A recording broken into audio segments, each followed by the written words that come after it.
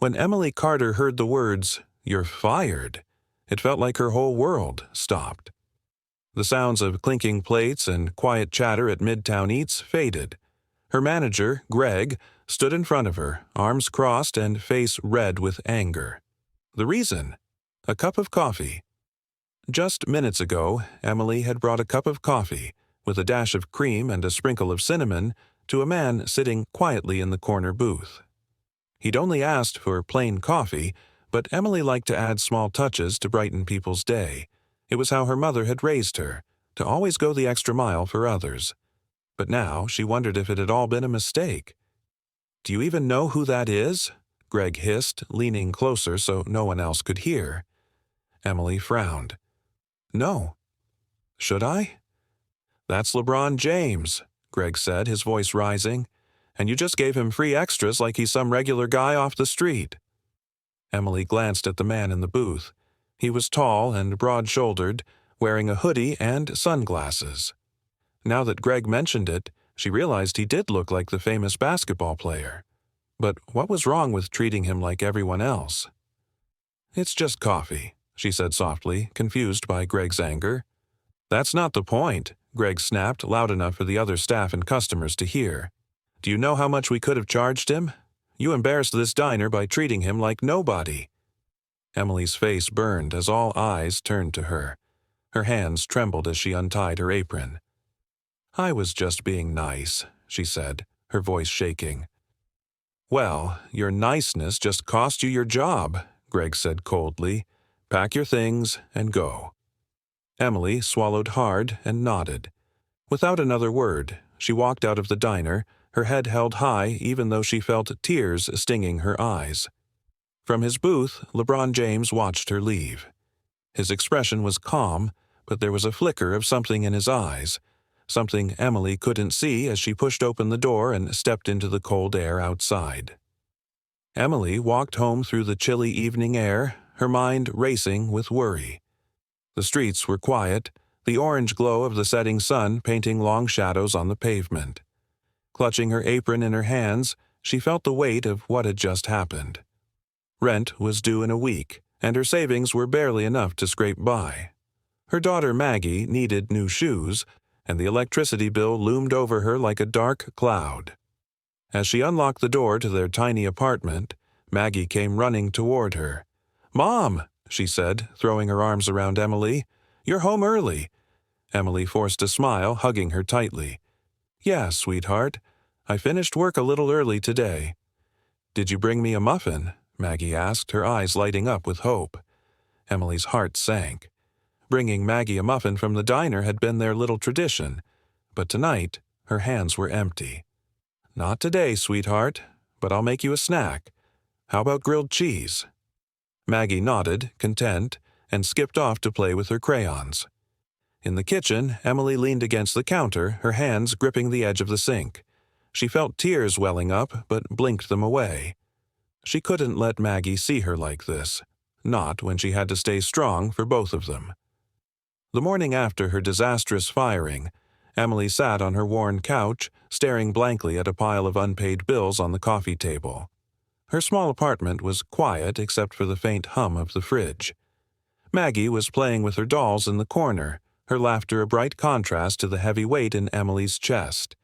She had no plan, no savings, and no idea how she was going to make rent. For the first time in years, she felt truly lost. Her phone buzzed on the couch beside her, pulling her out of her thoughts. Frowning, she picked it up.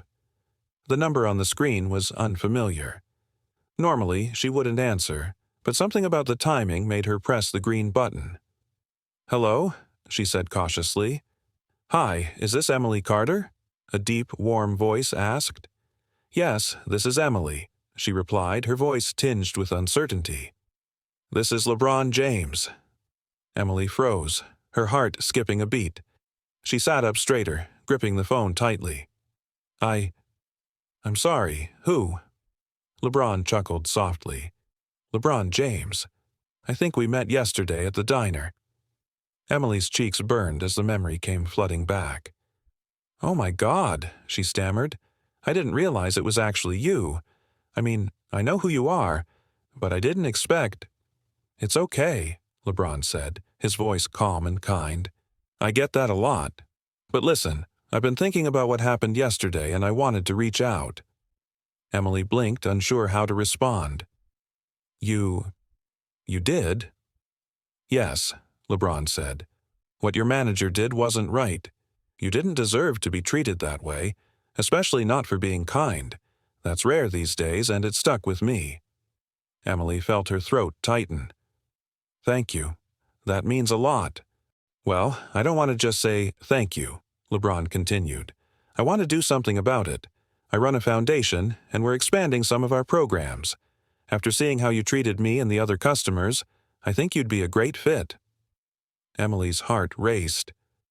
"A foundation? What kind of programs?" "We focus on supporting families in need, things like food assistance, education programs, and career training. We're launching a new initiative to help single parents, and I think someone like you could really make a difference." Emily's mind spun. "You mean, you're offering me a job?" "Yes," LeBron said simply. "It's a full-time position with benefits. You'd be helping people just like you, people who work hard but don't always get the support they deserve. I think you'd be perfect for it." Emily was speechless. I don't know what to say." "You don't have to decide right now," LeBron said, his voice steady and reassuring. "But I'd like you to meet with my team. They can explain everything in more detail and answer any questions you have." Emily bit her lip, her emotions swirling. Part of her wanted to say yes immediately, but another part hesitated. "Why me?" she finally asked. "Because you have something a lot of people don't," LeBron said. "You see people, not for what they can give you, but for who they are. That's the kind of person we need." Tears stung Emily's eyes. For the first time since yesterday, she felt like things might actually turn around. "Okay," she said quietly. "I'll meet with your team." "Great," LeBron said. "I'll have my assistant call you with the details. And, Emily, don't doubt yourself. You're exactly what we're looking for." "Thank you," she whispered. After the call ended, Emily sat on the couch in stunned silence. She glanced over at Maggie, who was now building a tower with her blocks. "Mom, who was that?" Maggie asked, tilting her head curiously. Emily smiled, wiping a tear from her cheek. "A chance for something better, sweetheart." For the first time in days, hope flickered in Emily's heart. A few days later, Emily found herself standing outside a modern glass building, the sign above the entrance reading, "The James Family Foundation." The building seemed alive with activity, families coming and going, volunteers greeting each other with warm smiles, and children laughing in the background. Emily took a deep breath, clutching her small purse tightly. She still couldn't believe this was happening. LeBron's assistant had called her the day before, arranging this meeting, and now here she was, about to walk into a completely different world. As she stepped inside, a friendly receptionist greeted her. "Hi, you must be Emily Carter," the woman said with a smile. "Yes, that's me," Emily replied nervously. "LeBron told us to expect you. Let me take you to the conference room. He and the team are waiting." Emily followed the receptionist down a brightly lit hallway lined with photos of smiling families and community events. She felt both nervous and out of place, but the images reminded her why she was here, helping others. When Emily entered the conference room, LeBron stood up from his seat at the head of the table and smiled. "Emily, good to see you." "Hi," she said, her voice a little shaky. LeBron introduced her to the other people in the room. Danielle, the director of community outreach, Marcus, the operations manager, and Jasmine, a program coordinator. They all greeted her warmly, and Emily began to feel a little more at ease. LeBron gestured to a chair. "Have a seat. Let's talk about why we're here." As Emily sat down, Danielle began explaining the Foundation's mission. "We focus on creating opportunities for underserved communities. We run food programs, educational initiatives, and job training workshops. Recently, we've been expanding our support for single parents, especially those trying to balance work and childcare. Emily nodded, feeling a flicker of familiarity. "That sounds incredible," she said. "We think you'd be perfect to help us with this," Danielle continued. "Your role would involve coordinating events, working with families, and connecting them to resources. It's a big job, but one that makes a real difference." Emily felt overwhelmed. "I don't have much experience with this kind of work," she admitted. "I've been a waitress for most of my life." "And that's exactly why you're a good fit," LeBron said. "You know how to connect with people. You've been in their shoes. That's what matters most." Danielle nodded. "We can teach you the technical skills, Emily. But your compassion? That's something you can't teach." Emily looked around the table, her emotions swirling. The offer sounded amazing, but doubt gnawed at her. Was she really capable of doing this? What if she failed? LeBron seemed to sense her hesitation.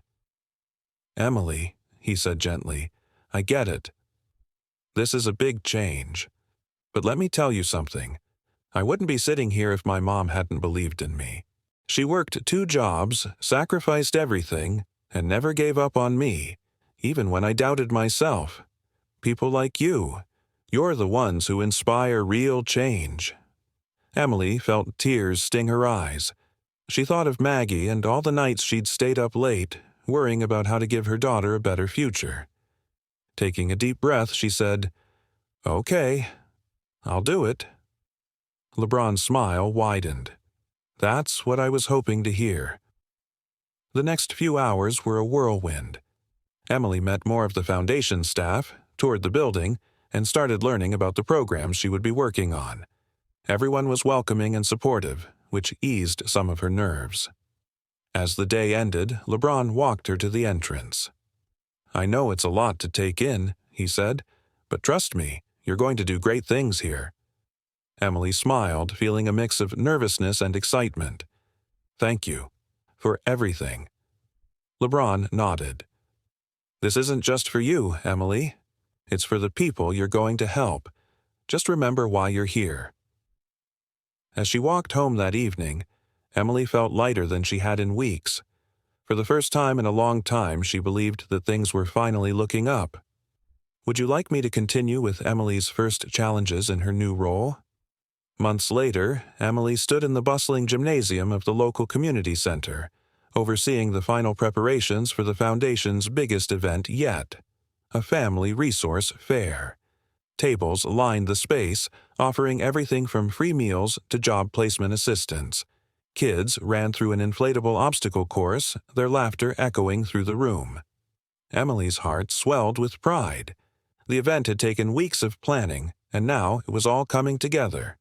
Families she'd met through the Foundation smiled and waved at her as they passed by, and volunteers approached her with updates. "Emily, we're ready for the food distribution," said Jasmine, one of her co-workers. "Great," Emily replied. "Let's get started." As she moved through the gym, checking on each station, a familiar face caught her eye. Greg, her former manager from Midtown Eats, stood near the food table looking hesitant and out of place. Emily walked over, her heart pounding slightly. She hadn't seen Greg since the day he fired her, and she wasn't sure what to expect. "Greg," she said calmly. He looked up, his expression sheepish. "Emily, I didn't expect to see you here." "Well, here I am," she said with a small smile. Greg hesitated, then said, "I just wanted to say, I'm sorry. For everything. I shouldn't have treated you the way I did, and I definitely shouldn't have fired you. It was wrong." Emily studied him for a moment. The arrogance she remembered from the diner was gone, replaced with genuine regret. "I appreciate that," she said softly. "I really do." Greg nodded, clearly relieved. "You've done something amazing here, Emily. I can see that." "Thanks," she replied. "But it's not just me. It's a team effort." As Greg turned to leave, Emily felt a sense of closure. She didn't need his apology to move forward, but hearing it brought a kind of peace she hadn't realized she wanted. Later that evening, as the event wound down, LeBron took the stage to address the crowd. Families gathered around, volunteers paused their work, and a hush fell over the room. "Today is about community," LeBron began, his voice strong and warm, "about coming together to lift each other up. And none of this would have been possible without one person, Emily Carter." The crowd erupted into applause as Emily, standing near the back, froze in surprise. LeBron gestured for her to join him on stage, and with some coaxing, she made her way forward. "Emily's kindness, strength, and dedication have transformed this foundation," LeBron continued. "She's shown us that small acts of care can create ripples of change, and to honor that, I'm proud to announce the creation of the Emily Carter Scholarship Fund, which will provide education opportunities for single parents and their children." Tears streamed down Emily's face as the crowd applauded again. She turned to LeBron, overwhelmed. "I don't know what to say," she whispered. "Just keep being you," he replied with a smile. As the night came to a close, Emily sat with Maggie on the edge of the stage, watching the families pack up and head home. "Mom, you're famous now," Maggie said with a grin. Emily laughed, wiping a tear from her cheek. "Not famous, sweetheart, just lucky." "No," Maggie insisted, wrapping her arms around her mom. "You're a hero." Emily held her daughter close, her heart full. She had started the year as a struggling waitress, unsure of how she would make it through each day. Now, she was part of something bigger than herself, using her kindness and resilience to help others. For the first time, she felt like her mother's lessons about compassion had come full circle, and as she looked out at the happy faces around her, she knew her story was only just beginning. Emily's journey is a reminder of the power of kindness and the unexpected ways it can change lives. It's not about what you lose by being kind. It's about what you gain. Kindness can spark connections that change lives. If this story resonates with you, share it with someone who could use a little inspiration today. Don't forget to like, comment, and subscribe for more uplifting stories that remind us of the power of compassion and simple acts of humanity. Together, let's spread positivity.